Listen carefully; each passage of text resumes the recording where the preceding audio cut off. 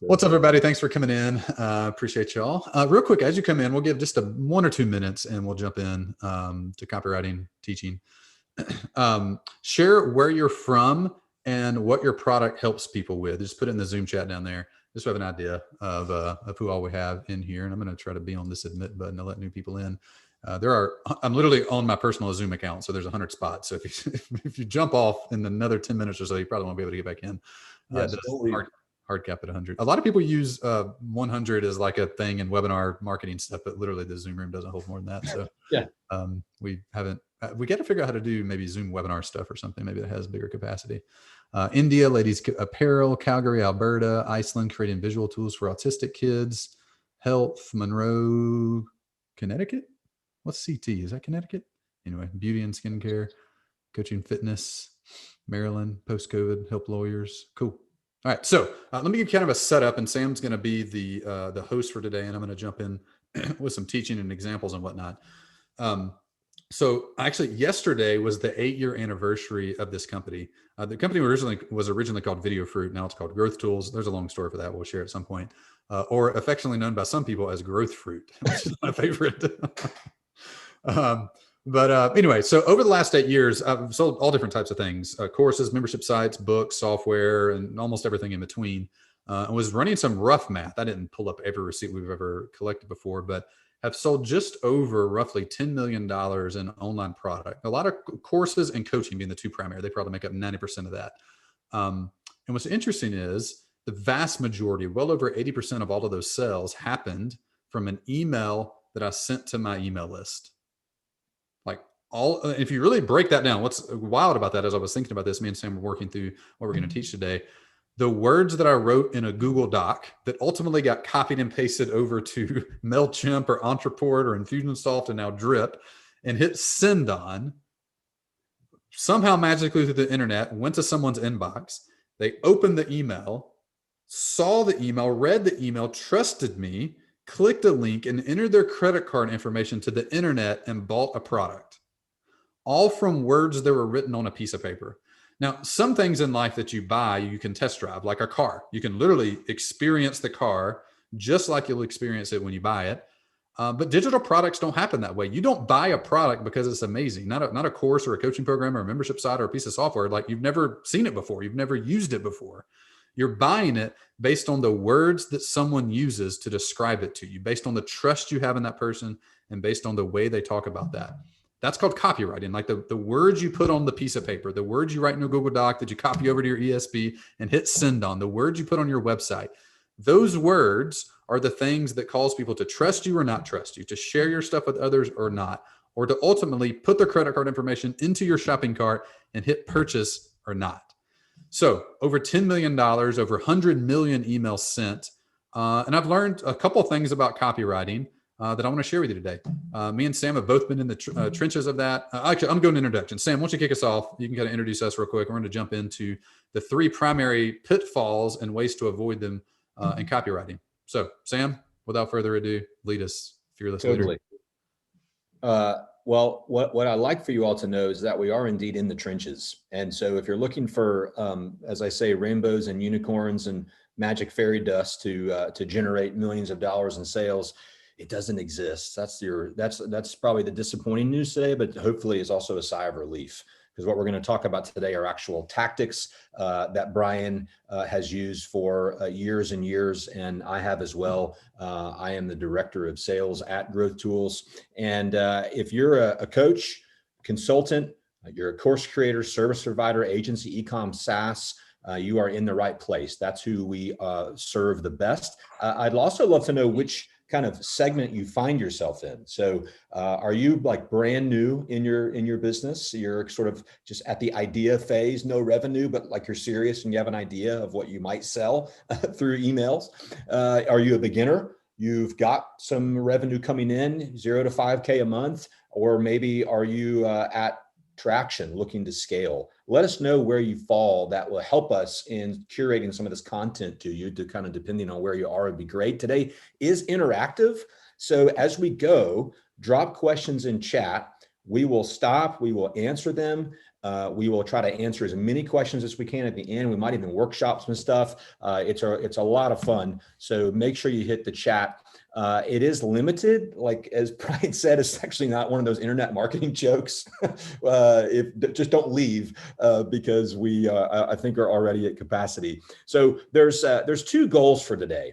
One of the things that I love about Growth Tools is that we're pretty direct and just pretty straightforward. So there's two goals on these pop-ups, which we did one last week. If you hadn't watched it, you should totally check it out. It was awesome. We talked about offers. This one's on copywriting. Pop-ups are like just trying to help our audience who are asking questions about stuff all the time. We go, man, like, everybody's asking about that. Let's talk about that and try to help them. So specifically, we want to help you identify 3 common pitfalls, all right, for email copywriting and how to avoid them. I gave you some actual solutions around those pitfalls so you don't fall into it. And we're going to give you what I call the golden key that actually makes email copywriting work despite what gurus say. So meaning we're going to talk today about subject lines and, how to come up with great introductions and things like that. But there's actually a key underneath all that makes it all work and make sense that we'll talk about as well.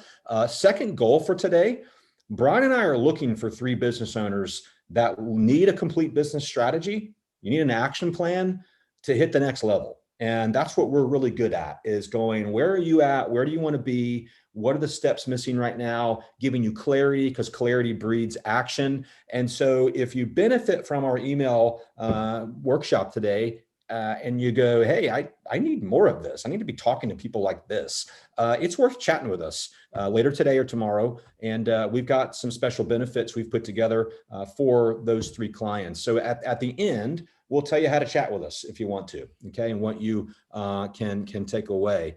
If you want to go about it on your own and just knock yourself out, go for it. All right. So email copywriting. I'd love to know also, put a 1, 2, or 3 in the chat.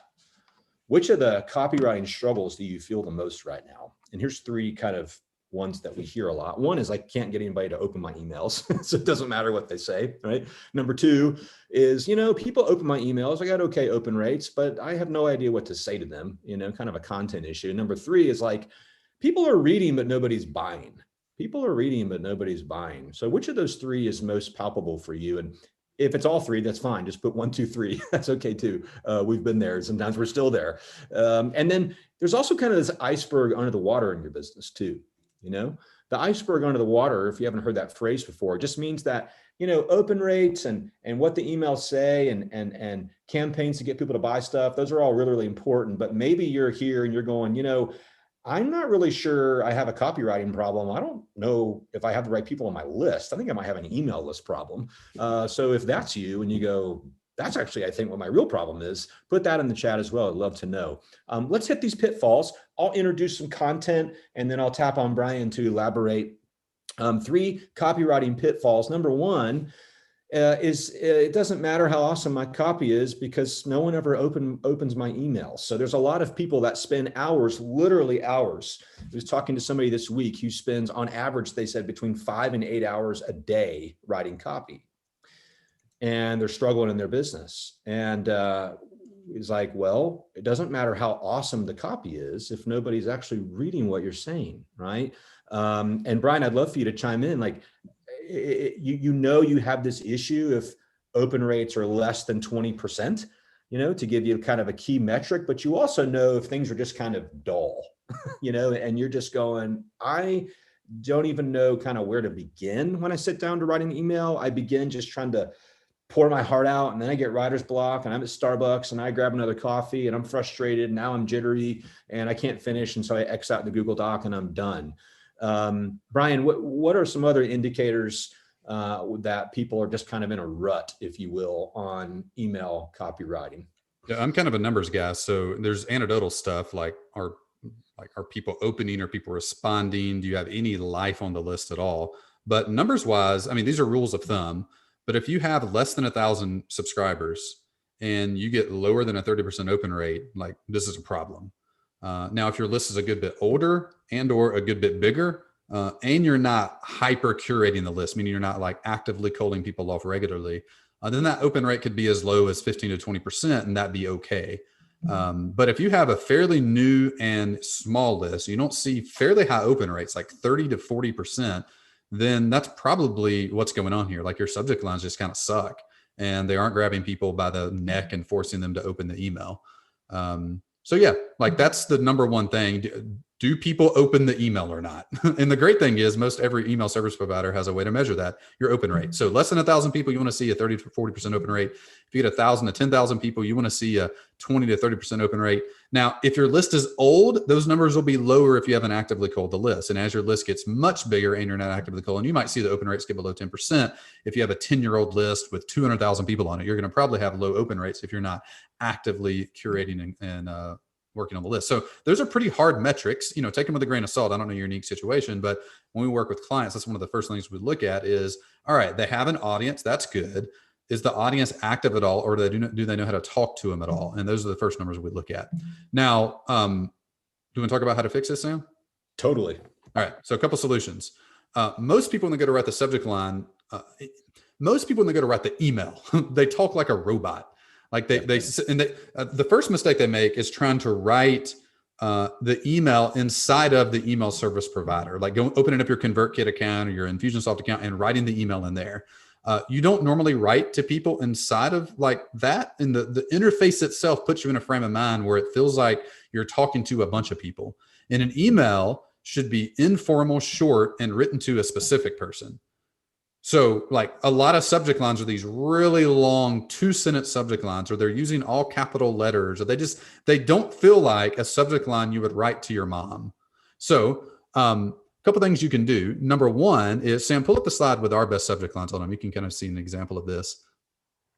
Oh, I jumped ahead. Okay. So here's a couple of our subject lines that have worked the best. These are literally, we just pulled them up for the last few months, the emails that got the best open rates. Look at the subject line. Look at the second to the bottom, another business idea.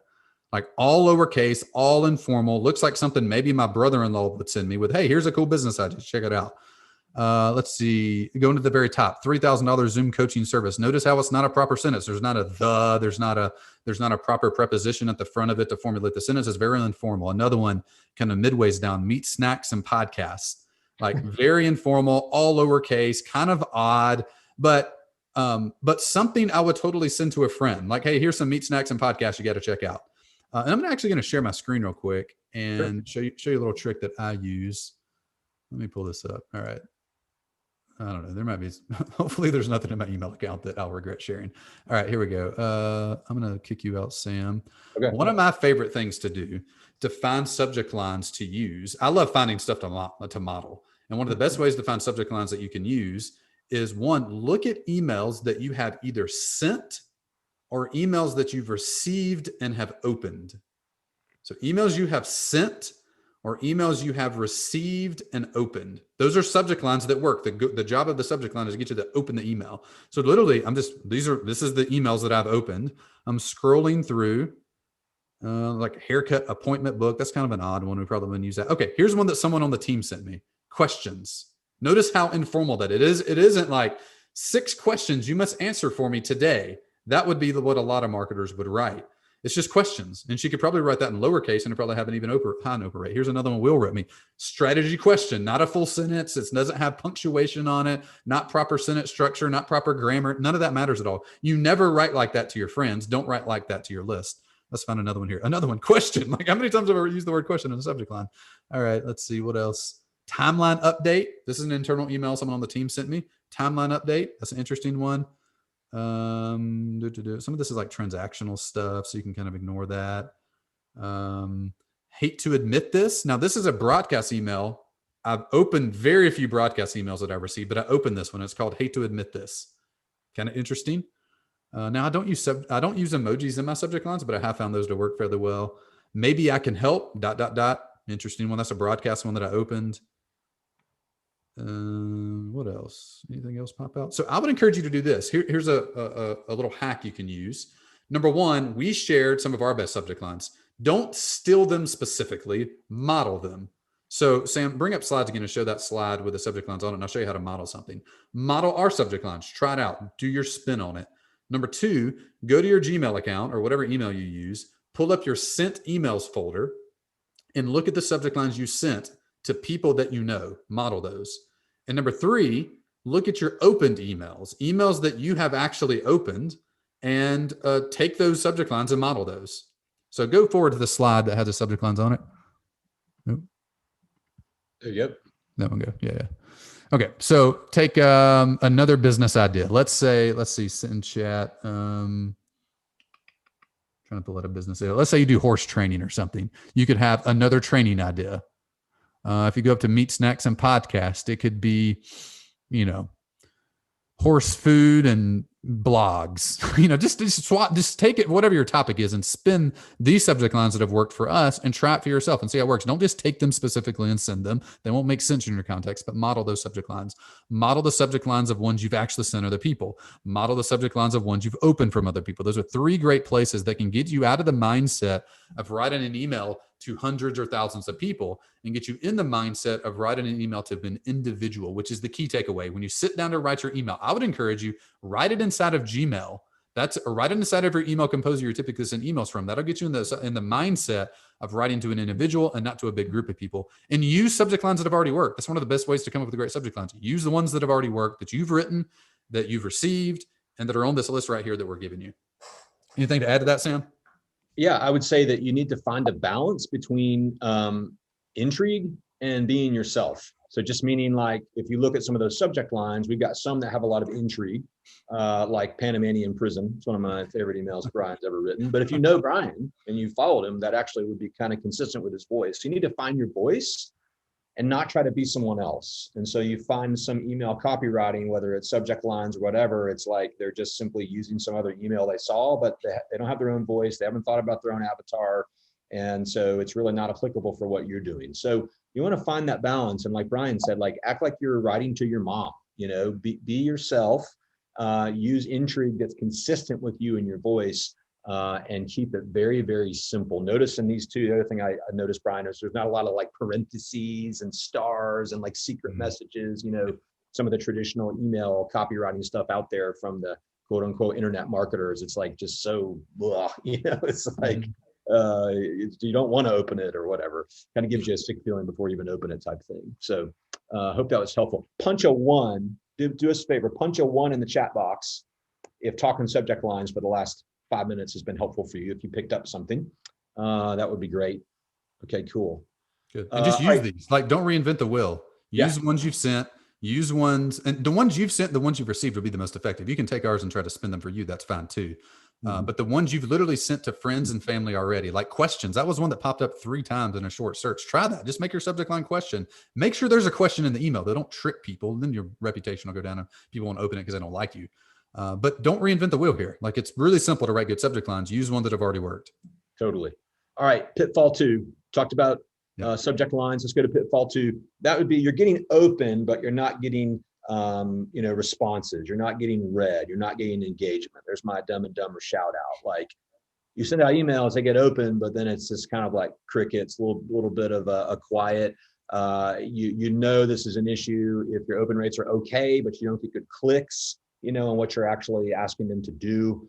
Engagement's low. Brian, I'm going to let you roll with some solutions for people that are kind of stuck here. Yeah. So the number one mistake that I used to make, and then I see clients making, because one of the things we do for all of our clients, we review all of their sales emails and any email that they want us to review. We put a second set of eyes on it, critique it for them. And by the way, we're going to do this: subject lines, content of email, and even the third secret I'm going to give you here in a minute. We're going to do all this. We're going to do a little workshop in about 10, 15 minutes or so. I'm going to show you some of our emails, talk through them, critique them, even show you a before and after, like one we sent that produced no sales, one we sent that produced $47,000 of sales, and what the difference was. So the number one mistake I see people making, though, is talking at me. Like, I write, let's say it's me and I'm writing an email. This is a mistake I'll fall into regularly, and Will or Sam or whoever audits my emails will catch them and adjust them, where I'm like talking at a crowd versus talking to and engaging an individual. So the key to an email that works really well is, first, you get it open. We talk about that with subject lines. Number 2 is the email itself has, in the first sentence, the very first word, the first sentence that they open and read, that's all you got them for. They're going to hit that, and then they're skimming the rest of it. It's got to grab me by the neck and make it almost impossible to stop reading the email. It has to engage me immediately. engage me immediately. So let me show you a bad example of this and a good example of this. All right. So this isn't meant to pick on anybody, but I will a little bit. Why can't I share that? Okay, maybe it's this. All right, can you see this? Jim Edwards, can you see this, Sam? Complicated does not equal better.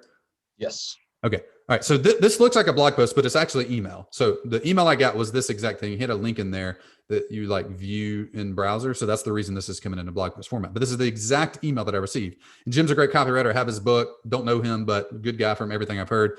But this is an example of talking at someone and not engaging them immediately and making it almost impossible. And I'm going to give you some templates to do this in a minute. To make it almost impossible not to read the rest. So notice the first sentence, and the subject line, complicated does not equal better. Okay, I click it, I open it. Do you make it impossible not to stop reading? Humans have a tendency to complicate things. I'm out. Like you're making these big declarative statements like, okay, I know that. That's rote advice. It's squishy. It didn't bring me in. Like what I'm doing from that point forward, as soon as I read that first sentence, is that interesting to you? Is that new information that you tend to overcomplicate things? No. So that's like not interesting at all. I'm out. All right. Then I'm skimming the rest of the email. Model success, strip away the fluff, getting results, conclusion. Okay. That's how I read that email. That's literally what happens. I read the first sentence. If it doesn't hook me, I'm skimming. If nothing grabs me, I'm out. That's how everyone reads your emails. That first sentence has to make it almost impossible to not continue reading. So let me shift this around one second. I'm going to show you a good example of this. And I'm not only going to make fun of other people, I'm going to critique the crap out of some of my own emails here in a minute when we flip to workshop time. All right. So there's three different types of intros I like a lot.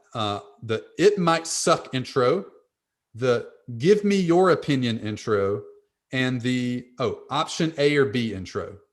So the this might suck intro. So here's an example. This is actually the email we sent out last week to announce the workshop we had last week about making irresistible offers. So me and Sam did a workshop just like this last week on irresistible offers. This is the email we sent to this list. A lot of you probably opened this email and read it, but notice what the first sentence does. Does the first sentence make it easy to leave, or does the first sentence suck me in and make me almost force me to read the second sentence? When someone hears your offer, do they think that's amazing, take my money? If not, your offer might suck. But fear not, because today I'm going to show you how to fix it in 3 steps. And then the rest of the email happens. So the pitfall is having an intro that sucks, having an intro that gives me rote, squishy stuff that I've heard 100 times from other people and doesn't compel me to read the rest of it. One way to do that, one way to fix that is use all the same body copy. It can probably stay the same. It's just the first 3 or 4 sentences have to like suck me in and engage me, ideally get me to do something immediately, engage my brain to start acting. When someone hears your offer, do they think that's amazing? Immediately I'm thinking like, well, probably not. If not, your offer might suck. Oh crap, but fear not, there's a solution. Rest of email. Rest of email could be B-. This intro is A+. People read it, people entered, and people came to the webinar last week. Okay, another example of this. We sent this email out, I think earlier this week. Yeah, actually yesterday, the 28th is when it's in my inbox at least. Okay, so notice what's happening here. First sentence, let's play a game. Okay. I'll show you an offer from a real business and you rate it on a scale of 1 to 10. Now you're literally are engaging me. You're asking me to do something, but it's fun. It's light. You're not asking me to boil the ocean. It's a simple thing. 1 being nobody will ever buy this, and 10 being shut up and take my money. Ready? Here's the offer. Then I give you the offer and I engage you. The rest of the email doesn't even matter. The intro hooked you in. You will read the rest of this email. And this is one of our better open rate emails we've sent in a while. Okay. So intro type number 1, it might suck.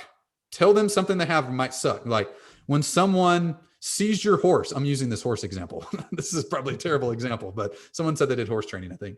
So when someone sees your horse, do they think that thing's unhealthy? If so, you might suck as a horse trainer. I don't know. That'd be an example. You could take this and spin this intro for your specific topic. What is something they already doubt? Second thing, rate it. Get them to actually rate a third party's version of what you teach. So let's play a game. I'm going to show you a horse from another trainer, and you can tell me whether they're a good trainer or not. This is what their horse does. They eat all the hay and they don't wait their turn to feed. I don't know what horses do, but something like that. You would then propose the scenario to them based on your experience. Okay, the second type of intro that works well. I'm gonna give you a third one, bonus intro. This is one of my favorite. I tend to start all of my emails like this, and Will, who's on the training but doesn't have his camera on in a minute, he winds up rewriting them because I write too many like this, because it works. So this is a option A or B intro. Option A or B intro. And we actually used one of these, I think, for this training today too. I think if you go back and look at the email we sent this morning, we used this. It was 2 options. This one has 3 options. So this is one we sent earlier. This is one of our best converting emails we've sent this year. How was January for you? So we sent this February 1st. How was January for you? Option 1, great. Option 2, meh. Option 3, is it 2022 yet? Immediately engages them. And then we piled on another tactic, which is using a current event. Remember, at the time, the GameStop stock was rising. So we just tied in a current event to it to make it really related to them. Unless you have stock in GameStop, you might need an unfair advantage to ensure the rest of the year is drastically different. That's why I'm launching a brand new done-for-you service. Enter rest of email. Rest of email doesn't matter. We hook them in by engaging them immediately. So 3 different types of intros you can use. Take screenshots of this. Write this down. Does it suck? Engage and rate someone else's thing. Rate it. And option A or B. And if you just Google or go into your email account and type Brian Harris option, you'll find like 10 versions of this email. That the intros are all the same. The body copy is all different, but the email, the intro is the same because it works. People open it, people click on it, people read it because it engages them immediately. It doesn't talk at me. Humans have a tendency to complicate things, and I think we do too. That's because we associate complicated with better. If something's significant and simple, people tend to, okay. Like, how could we make that better? Tell me which one you tend to do. Option A, make things simple. Option B, make things complicated. I know me, I make things super complicated and people don't buy. Let me show you how to make your copy simple. That actually engages me and gets me actively participating versus reading some rote advice that sounds squishy. So you get a subject line that works, you could have an email intro that pulls them in and makes it almost impossible not to read the rest of the email. Those are 3 of my favorite intros. The does it suck, rate it, option A or B intro. You can use those. You can just rotate those over and over and over again. All right. Sam, anything to add there? Any questions that popped up? No, that's awesome. I think it was really good. If Hokinga he's on the training, Will, if you could drop those links into chat, that would be great. I think they're on a spreadsheet. That would be awesome. And you all you could take those resources with you. So good stuff. Those perfectly prepped. We might have to email those out after the fact. I pulled some of those from my inbox, but yeah. Oh, you did? Okay, got it. We'll get those to y'all somehow. Okay. Take screenshots too, by the way. You can just, we'll get recording out and you can grab screenshots of those as we go. All right, cool. We're going to keep rolling into pitfall number 3. There we go. All right. Pitfall 3. Let's just assume for a minute that you are getting opens. Subject lines are working. You've got really good intros and you're grabbing people, but you're not making sales. So you're getting some engagement. People like when you email, but they're not actually converting to customers. This is an issue when you kind of have a little bit of a ghost town, right? You're sending things out. You might even be getting some engagement, but when it comes to offer time, when it comes time to asking them to book a call, asking them to check out, asking them to do something, you are getting very little action on the revenue side. One of the things that we love to do here on email, some of the ones that Brian has showed you, is use what we call the Cub Technique. And I even put a picture on there so you just can remember this. Okay, there's our Cubs. This is all of us trying to have a really good copywriting session. All right, I'm going to let Brian walk you through the Cub Technique. Write it down, and Brian, break it down for us on if they've got maybe an email they've sent in the last couple months, and you're going, hey, I thought I'd see some bookings or some sales on email. I got nothing. You might want to go back to it with the Cub Technique. Okay, so Cub Technique is something I learned in a book called Copy Logic. If you don't have it, go grab it. It's cheap on Amazon. It teaches 3 copywriting techniques. One of them, which I think is the most powerful of the whole group, is called the Cub Technique. Cub stands for confusing, unbelievable, or boring. So CUB, confusing, unbelievable, or boring. And we're going to transition here in a second to Q&A and workshop time. I'm going to show you an example. Literally, me and Will did this. I read the book and I was like, well, we got to try this. We had sent an email that week that I thought was going to crush. It was a good email. I thought the intro was good, thought the subject line was good, and it just didn't work. We got no sales off of it. So then we ran the Cub Technique on it. And all the Cub Technique is you pull up what you've written, and you literally go through there and highlight anything in the email that is confusing, unbelievable, or boring, and you just fix it. That's it. So we took an email, and I'll show you the before and after here in about 5-10 minutes once we go to workshop time. We took an email that had produced 0 sales. I went through it, and adjusted it. 0 sales, did the Cub Technique on it, which I just went through 3 or 4 different parts of it that were confusing, unbelievable, or boring. Like maybe the claim was accurate, but it was so big of a result we were sharing in the email, it was just unbelievable to people. So we just changed it up where it was more believable.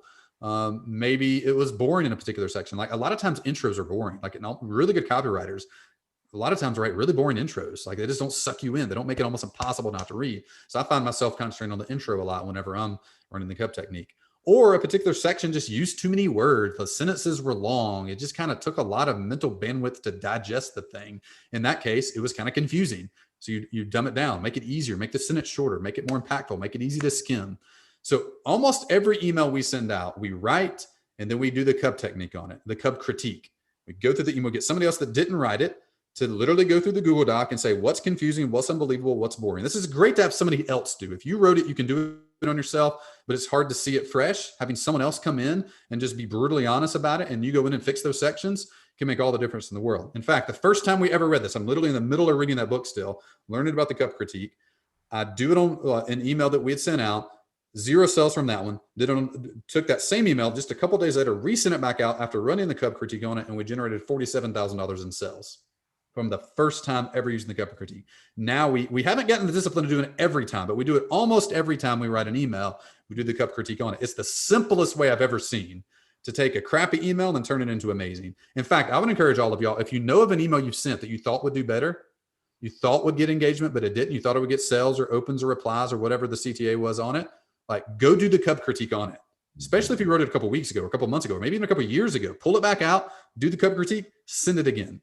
One of my favorite things to do with new clients is that, like, find the email they thought would work that didn't, that had a good story, had a good intro, had a good hook, but it just didn't resonate for some reason. Almost every time there was something in it that was confusing, unbelievable, or boring, that was too big of a gap for someone to take the action on. So pitfall number 3 is just making your emails, like the email itself doesn't drive action.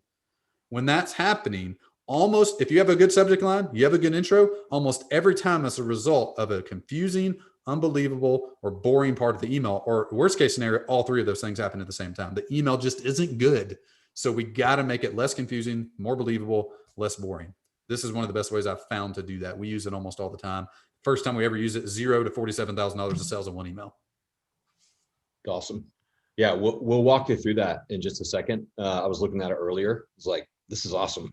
Just so you know, like everyone writes clunkers, just for the record. Brian and I just want to say, like, everyone writes clunkers.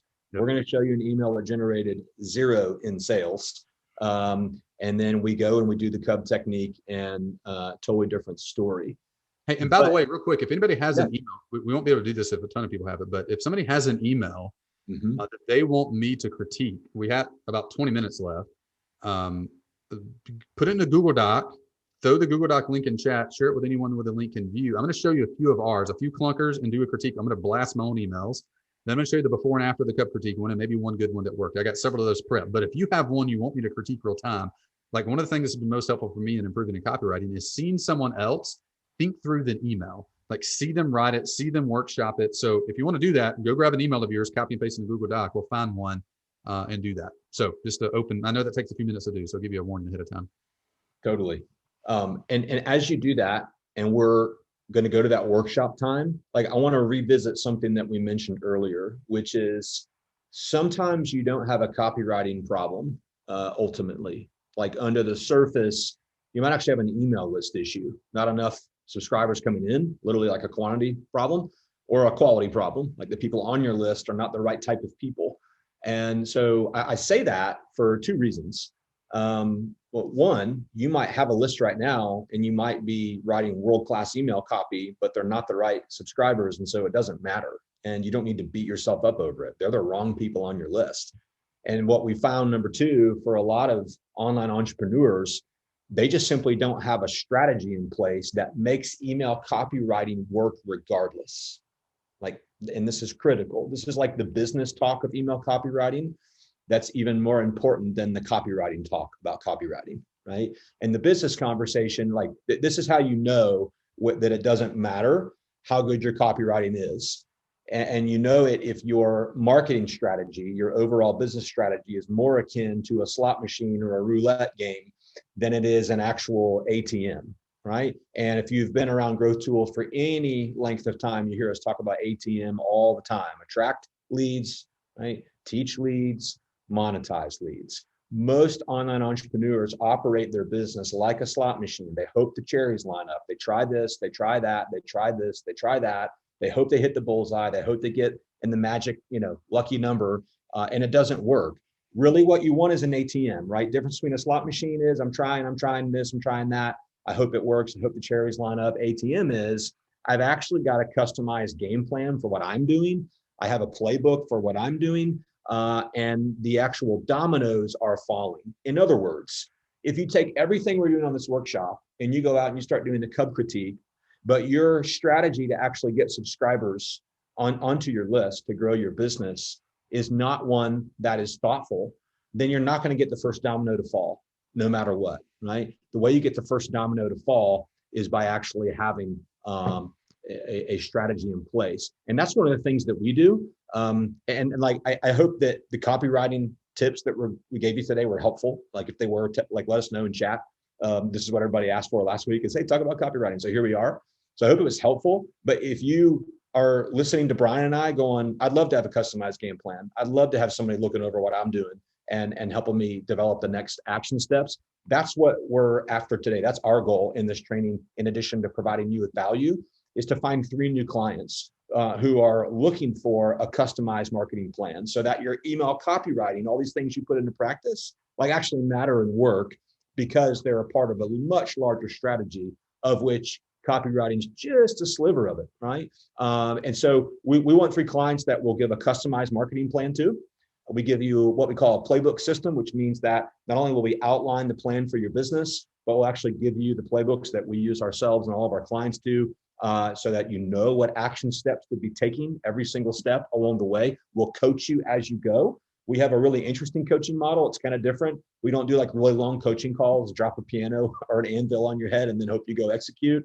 Right? We give you the plan first, the action step second, and then we coach you as you go. And then we do a lot of workshops. I just finished a high ticket workshop with a bunch of our paid clients. It was awesome. And we have clients that are launching high ticket programs.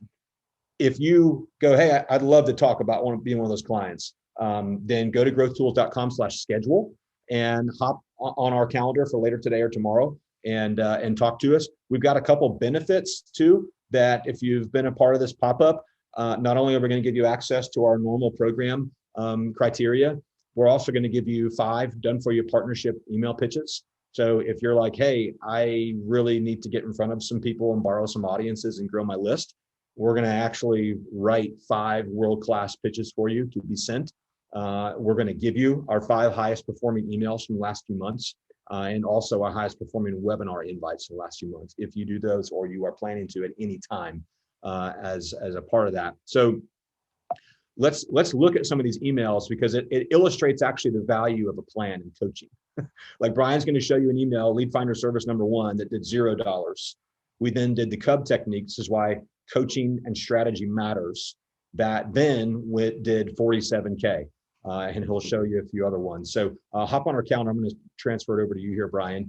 You can do the workshop on the Cub using one of our emails, but growthtools.com/schedule. If you want to just chat with us about being a client. Look forward to talking to you.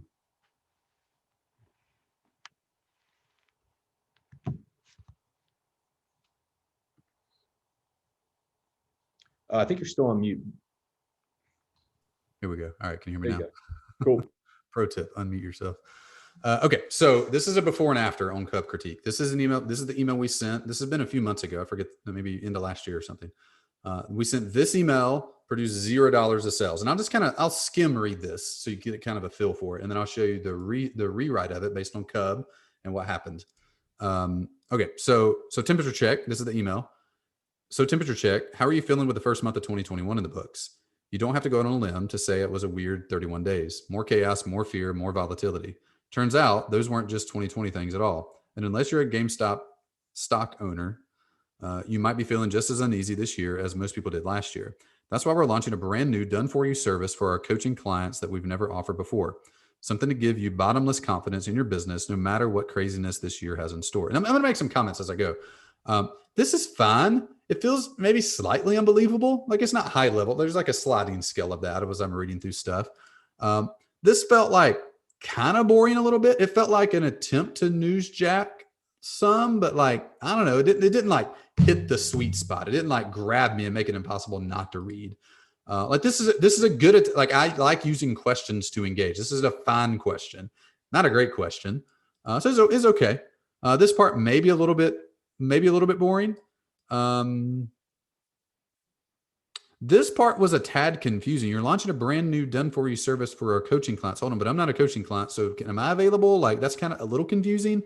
It's called Lead Finder Service. It's designed to do one thing: bring more clients and customers than you know what to do with. Again, maybe slightly unbelievable. Here's how it works. My team and I will study your business to find out exactly who your best customers are. We'll identify 100 influential people and companies. We'll show you how to pitch each one of these. We'll even rewrite your first pitch for you. What happens when one of these leads features you? Just take a look at a handful of results our clients have seen recently. These are cool. Landed $102,000 in new coaching. Again, maybe too big of an example. Shannon, 100,000, maybe too big of an example. 10,000, maybe a little bit more believable. I mean, all these are true. We have case studies on all of them. The best part is if you're selected for our coaching program, we guarantee you'll be featured. So it's for coaching clients only. That's maybe a little confusing still. This is not a standalone offer. That's kind of, I'm not understanding what this is. I guess that's the confusing part's high. Okay. So that was the first email. That one didn't work. 0 sales from it. We ran Cub, literally opened up a Google Doc and ran down and made highlights of everything that was confusing, unbelievable, or boring. Here's the email we rewrote.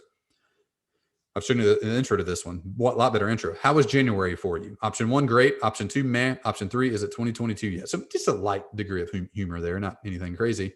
Unless you have stock in GameStop, you might need an unfair advantage to ensure the rest of the year is drastically different. That's why I'm launching a brand new done-for-you service. All right. None of this is confusing so far at all. I get it. Something to make it nearly impossible for your business to install out and miss your goals this year. What is it? By the way, you love using rhetorical questions to kind of bridge the gap in emails that flow well. And let me pause here for a second. Some people in chat were asking about B2C, finance industry, different industries. You're all writing to people. No one is writing to a robot. No one is writing to a dog. You're all writing to humans. All humans interact and consume email the same way. It all is the same thing. Whether you're writing to finance or marketing or autistic children or horses training, all of it's the same thing. The industry, your tone might change if you're talking to C-level executives that take themselves way too seriously. I might be super casual. If it's me, I'm just never going to write super seriously. That's not a thing I'm going to do.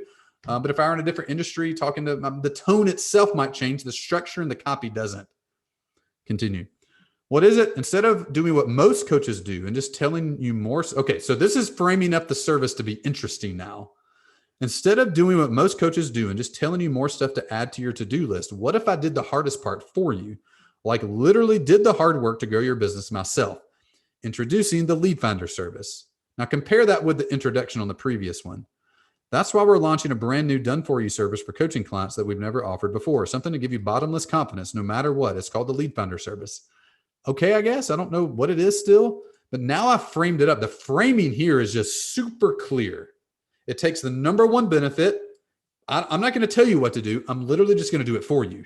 Introducing Lead Finder service. I will find 100 companies and influencers to promote your business to their audience so you attract a constant stream of warm leads and customers. Then I'll train and coach you so you can rinse and repeat. This is the number one way I've grown my business. So then I used a little bit of a case study of myself to build credibility. So it didn't feel like it was unbelievable. I back it up with some credibility, some case study stuff. This is the number one way I've grown my business at 10,000, 50,000, and now over $100,000 months in the last 7 years. And it's directly resulted in consulting contracts and partnerships with companies like names of people you probably have heard of before. Here's how it works. And all this is basically the same thing. So what was confusing? The offer, exactly what it was. The intro was a little bit boring. So we spiced it up and made it even more engaging. And that was the difference of that first email. This one here did $0. Second email did $47,000 in sales. Same email, just less confusing, more believable, and less boring. One question that came through, Brian, was they asked how far apart between email 1 and email 2. And I think it was like a week, maybe less. Hokinga, you can unmute and share if you remember. I forget exactly, but it was short. Like we sent it on a Monday. I love this email. It didn't work. I was reading the Cub thing for the first time. I was like, let's try it.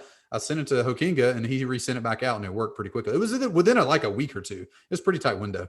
Yeah. And I'll just make the Subject connection. line, I'm pretty sure the subject line changed in between, but I don't have that information here. Yeah. Yeah. The subject line, I think it might be on there, but I'll also just make the connection to you all that this is a part of our larger strategy as a company. So back to like the ATM and why copywriting matters, because why your strategy matters. We've got people that ask all the time, hey, where do I even start on email copywriting? How do I know what people want to buy? Right. And so one of the things that we hear all the time on calls is that clients find it really valuable when we help them not only teach them how to find partnership leads, but actually give them partnership leads. Okay. Well, that fits into our product strategy. That fits into our growth strategy. It's a part of a playbook that we are following for ourselves. So our email copywriting, we're not going to the drawing board every 10 seconds wondering what we should be talking about. We're following a roadmap, so to speak. So it's critical. Hope that makes sense. Yeah, that's good. Someone said, as a normal practice, do you resend to unopens 24 hours after your original send? We don't do that a ton, honestly. We use it occasionally, but you wind up you want people to open your emails. The more they open, the more they engage, the better they get deliverable, the higher your open rate and click-through rates are. We found if you religiously send to unopens after 24 hours, it winds up hurting you long-term. It can work in the short term. Like if you're going to use that a couple times a month would be a decent rule of thumb. But I wouldn't use it every email.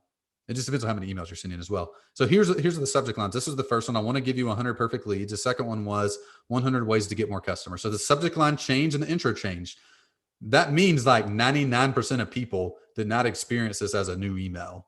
As a duplicate email. Subject line was different. Email was different. So yeah, I would totally do that. I mean, you could do that weekly. If you have an email that just is a dud and you send it on a Monday, you could rewrite it and send it out on Friday or Saturday. Now, all that kind of depends on your email schedule and cadence, but definitely usable. I wouldn't use this on every email that never works, but if you had one that even worked well, you could take it, run Cub on it, and make it even better.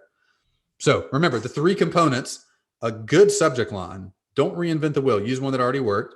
And we gave you several ways to do that. Number 2, an intro that pulls you in and makes it almost impossible not to read. I gave you 3 templates for that. And number 3, use Cub to make sure the body of the email guides them all the way to the CTA you want them to take, making sure it's not confusing, not unbelievable, and not boring. That's an example of that. Sam, hey, what do you think would be the best? I got an email, someone direct messaged me to critique. I could do that, or I could show a couple emails, more emails of ours. What do you think would be the best use of time? Let's critique somebody's. I think that'd be awesome. We've shown some of our examples, and you're happy to, or as Brian said, we'll share some of those links afterwards, but so you can see them again. All right, this is Charlie. Charlie runs, he's been direct messaging me in Zoom here, runs a company called Ecom Boardroom. Oh yeah. He sells some kind of high ticket product, and the CTA of the email, the main thing, the action he wants somebody to take is to book a call with his sales team or him or somebody so he could tell you about the program and invite you in if it makes sense. Okay, so that's kind of the frame of mind as I'm reading through this. I'm just going to make comments as I go. I'm going to be brutally honest. I'll read it, whatever. Anytime I'm confused, unbelievable, or boring, have an idea how to make it better, I'll just interject. Okay, subject line, a special opportunity. Fine. What I'm going to do is I read through this as well. Actually, I'm going to file make a copy so I can make edits on this. One thing I do if I have subject lines and I don't love them as I'm going through them, I will try to find phrases or ideas once I finish the email and use those as ideas to see the subject lines. So I'll show you what I mean as I go along. Charles here. Do you want to start making real money for your e-commerce business in 2021? Okay, mediocre opening. I'd give it a C+. If you're serious, okay, like am I not serious about growing my business? Like, I mean, I know what you're trying to say there. Like, and there is a difference in someone serious and not serious and getting on a call. But like the way to say it isn't like, are you serious? I kind of was like, I'm reading this email. Of course I'm serious. It almost invokes a defense mechanism when I go to that directly. If you're serious and ready to put in the work, I can give you a proven system for getting your first sale or drastically growing your existing sales amazingly quickly. Yeah. Why? Because I love entrepreneurship with a passion. Now you're talking about yourself. I don't care about you at all. This is a screenshot. So this is just boring. Boring. You could probably just, for some reason I'm logged in as my wife. So you get to see Stacey Harris in all the comments. Every time I go to critique one of our emails for some reason, this is just kind of uninteresting. Like I'm just kind of bored with this. Like it's a little bit demeaning / uninteresting.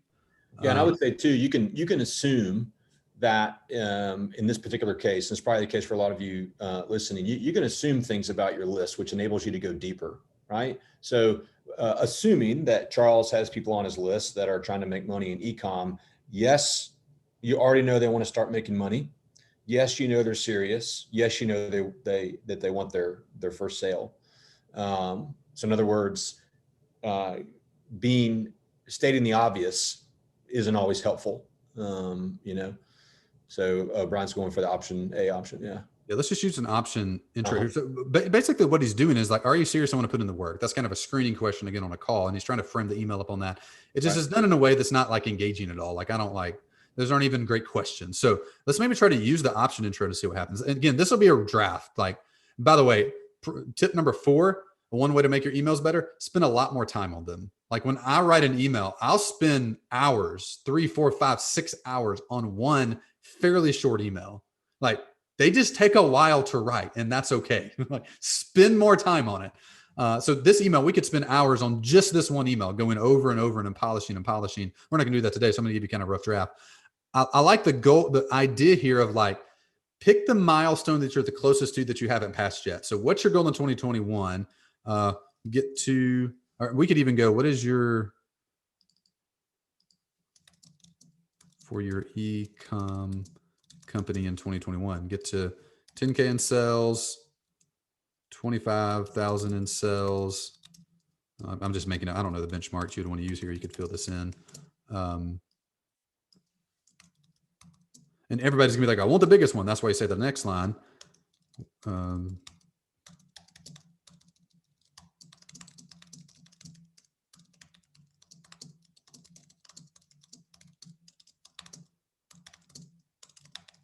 Okay, now I'm engaging them. I'm giving them an exercise that's super simple to do. They're setting a goal. We could go lots of places next, but let's continue to read the email. All right, what did he say? This is a screenshot of the very first brand I ever created. Okay, this is just kind of social proof, but then you're just talking about yourself here. Like I don't really care about you unless it's in a context that's kind of interesting. I started CP. How would you like to start a brand that does 8K in 1 year? But Charles, I was 2019. Okay, there's a bit better. I would have started a brand that does 73,000. I've learned a lot about e-commerce over the past several years. I've cracked the code. This is all about you still. And in 2021, things are off to even better. This year, I'm laser focused. Again, all about you. Don't really care. Will she be, hold on. Okay. What did we say here? Example, okay. So this is kind of interesting. Take my consulting client, Estelle, about two months ago. We started working together. That's the store I built for her has done over $1,400 in sales in that short amount of time. Where will she be in 2 months? You could also, this would be another interesting intro if you want to build the whole thing around her. You could use, which intro was it? Yeah, you could use, let me pull this one over here. The rate this, like the general approach of this is like the whole thing could be like a quiz. Like, where do you think Estelle will be in a year? And you give them a little background on Estelle. You kind of subtly plug yourself in the way of building that. And then you give them a CTA. That could be an interesting way to build the case. That's actually a cool idea, Will. We should use that. Like build a quiz email. It's kind of like rate this, build a quiz around Estelle. So that's just a random tangent. You could build a whole email based on that. But this is interesting now, talking about how Estelle hired you 2 months ago and she's at $1,400 in sales. That's the first interesting thing you said in this whole email. Everything else you could probably delete. Where will she be 2 months from now? More importantly, where would she be 2 months from now if she started implementing her system? Where would you be? Well, you don't have to wonder. Hop on a call with me. Yeah. And then you kind of give probably too much information here. We can, no. Okay. All right. So I think we've determined that most of this is just boring. Let's just rewrite it. Let's frame it out and see if we can get there. Don't care about this. Don't care about that. We care about Estelle. She's the cool story here. You've made you the hero of your own story, which is the boring part. All right. Hold on. Where did it go? Okay, here it is. Should be in 2 months. More importantly, where would you be in 2 months? Yeah, and this could probably work. There's just too much information here. Like this needs to be way simpler. I need to, like, no one, just like pro tip, no one reads your emails. Everyone skims it. And if it's really good, they'll go back and read some of it. So everything in your email needs to be easily skimmed. All right, so let's go. These parts don't connect yet, but we'll see if we can make them do it. All right, we got 3 minutes. We'll see how fast we can go into 2 here. All right. Okay. So subject line. What was interesting here? That's kind of boring, but I like the goal angle. Pop quiz. Yeah, I almost feel like this needs to be at the end here, and we could do like a pop quiz angle in the beginning. Okay.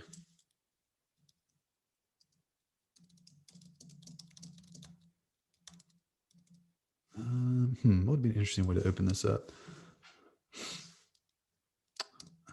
Okay, let's just say pop quiz. I'm going to make up some stuff about Estelle since I don't know her, but we need a little bit more business information about her. I don't think you give us anything in here. Okay. Oh, you know what we could do here? This is a subject line and approach. Meet Estelle. That subject line works really well. Meet first name, really high open rates. That's one to use occasionally. Don't burn it out, but that's one we'll use and always works well. Pop quiz. Meet Estelle. What's your 2021 goal? You potentially could try.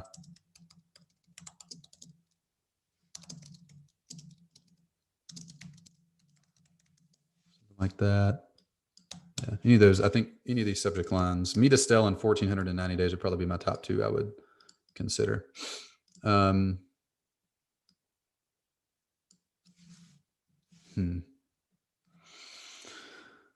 See, the problem with doing a pop quiz, we got to tell you a little bit about Estelle, and that might just get a little wordy and not short and punchy.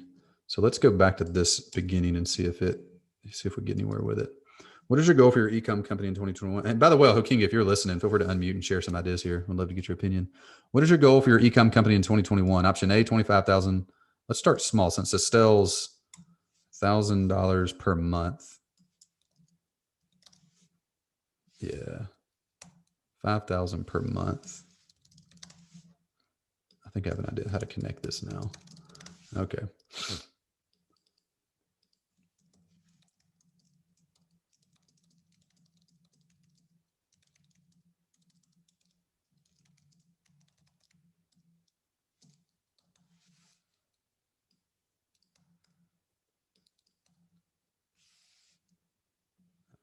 We could polish this up more, but I think this actually flows now. So let's read it. We get the email, $1,400 in 60 days, or meet Estelle, or a variation of that. What is your goal for your e-com company in 2021? Option A, 1,000 a month. Option B, 5,000 a month. Option C, 10,000 a month. Pick the one you're the closest to and haven't passed yet. Got it? Okay. Now I want you to meet someone. Meet Estelle. 2 months ago, we started working together. I would like to get like one sentence about her, just to build out the picture of Estelle, maybe even like an actual picture of her, like connect me with her a little bit here. But don't get too wordy with it.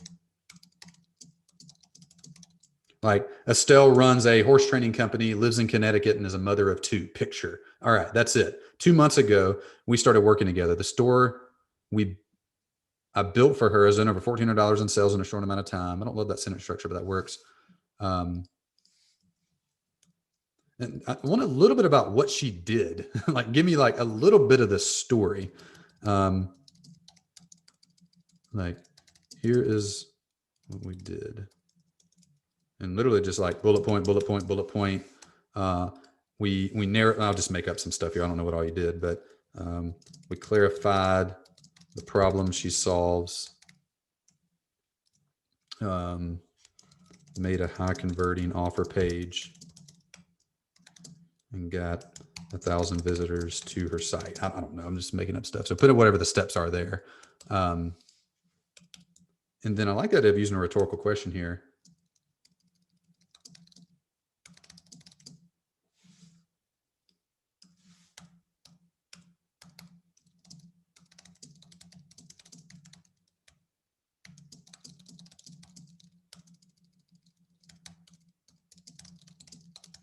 By the way, the hardest form of writing is writing in front of other people from scratch. So, so none of this is awesome copy, but it's getting way better. Like, this is an email that's becoming interesting now. It's got a solid hook built into it now that's actually interesting. 2 months, $1,400 from scratch. That's actually compelling. What we need to do in the intro is make it impossible not to read that story, and then make the story segue into the CTA. So I think we're getting framed up here. What is your goal for your e-com company in 2021? That's kind of wordy too. What is your sales goal for 2021? That's better. Option A, 1,000 a month. Option 2, 5,000 a month. Option C, 10,000 a month. Pick the one you're the closest to but haven't passed yet. Got it? Okay. Now I want you to meet someone. Meet Estelle. She's a mother of two, lives in Connecticut. Picture. Her goal, this is how we can connect the two concepts. Her goal when we started working together in January, I would say not 2 months ago, I'd give like the date and the time, like on January the 14th, was to make $1,000 per month. After working with me, fast forward to today, and she now has a fully functioning e-com site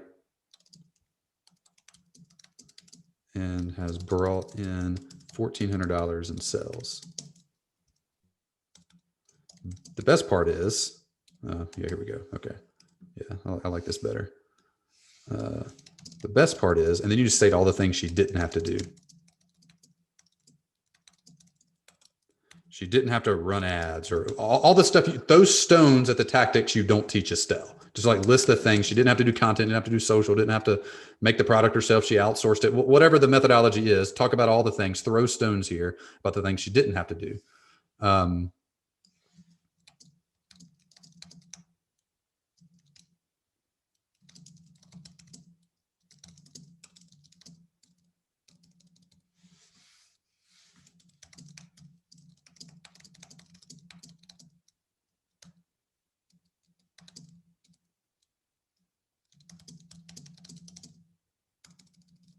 Crappy CTA.